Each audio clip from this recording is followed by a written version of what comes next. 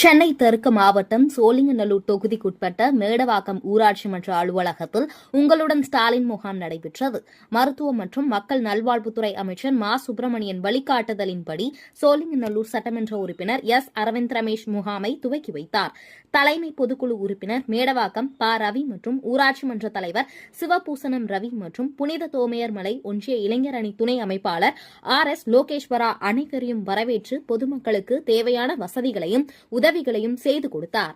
முகாமில் 15 துறைகளைச் சேர்ந்த அரசு அதிகாரிகள் மனுக்களை பெற்று சில துறைகளில் மூலம் உடனுக்குடன் தீர்வு காணப்பட்ட சான்றிதழ் மற்றும் நலத்திட்ட உதவி கர்ப்பிணி பெண்களுக்கு ஊட்டச்சத்து பெட்டிகளை சட்டமன்ற உறுப்பினர் மற்றும் ஊராட்சி மன்ற தலைவர் வழங்கினர்.